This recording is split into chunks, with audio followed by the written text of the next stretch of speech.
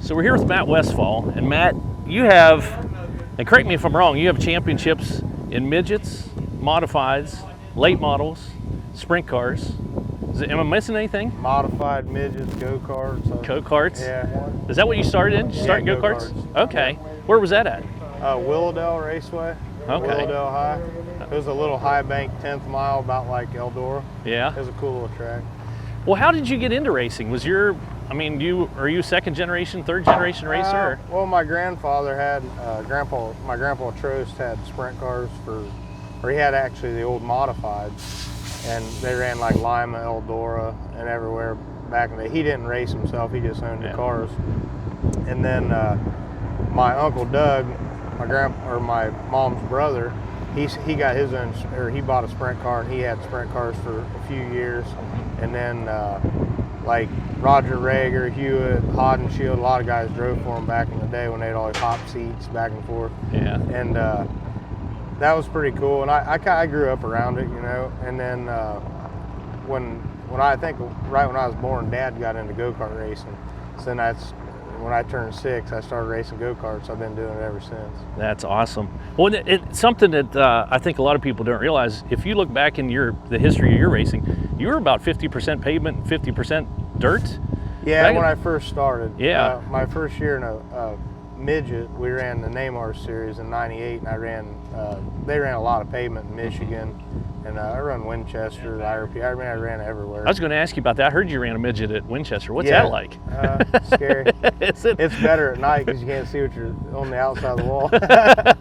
But no, I mean, I think my 5th midget race was at Winchester, so I had to step it up quick. You know what I mean? Yeah. To be any good, but. No, we did the midgets for a few years. The first 3 years I won the championship my rookie year, and 3 years after that it just got to be we didn't have the money to run the pavement, so we kind of quit doing the pavement, sold all that, and then concentrated on our dirt program because it was kind of half-assed both ways. You know? And then once we started just running the dirt, we ended up we won a few races. That was the first year I won a few races. So. And then after that, we started clicking off some wins, so it was good because we could focus on one thing instead of a bunch of different. Yeah. Now, whenever you start on dirt, you start on dirt in a midget, or did you? On a midget. No, I ran go-karts on dirt. Okay. And micro sprints, 250 micros on dirt. Mm-hmm. And the cool thing about it, when I was a kid, my dad always built our motors and our go-kart frame and our chassis. Yeah. So we always the fabrication side I've always been into too. So, and then when we got into the 250 micros, we built our own cars there. But there's a lot of work in it when you get into this level of doing that. Yeah. I mean, it's easier to buy one and concentrate have at it. Yeah. Well, how did you go? Do we need to walk out to we can walk out to the gate if you need to. That's fine. And how did you go from a midget into, I assume modifieds were next for you? Or did you go, no, what was your progression there? I actually ran midgets in '98. Through I think like 2001 full time, and then I started running some sprint cars for some guys. Okay. And then we ended up trading our midget stuff for a couple 410 sprint car motors. Okay. Which we only had one midget motor, so we had a couple cars and they were a couple years old, so it was a pretty good deal. And then we had a sponsor that actually put a sprint car together for us. And then we started running sprint cars. Okay. Was this non-wing or did you run any wing stuff? Okay. I ran a little bit of wing stuff, but I was always into non-wing. Okay. Well, where did the modifieds and the late models come in then? Actually, I think it was 2012. It might have been earlier than that. I can't remember. I was in a work accident. But actually the week before that, a guy called me and asked me if I'd run a modified at Eldora for him. Mm-hmm. And I said, yeah, because the USAC was there. And that was the first time I'd ever sat in one, and I ran second. Oh, yeah? So it was kind of cool. And the following week, I got hurt at work. I got smashed by a traco bucket. Ooh. And it fractured my hip and messed all my muscles up, my upper body. So I was off for a couple months. And when I came back, I ran that modified to get back in shape. Okay. Before I went sprint car racing. And then actually my first sprint car race I came back was down here at Lawrenceburg.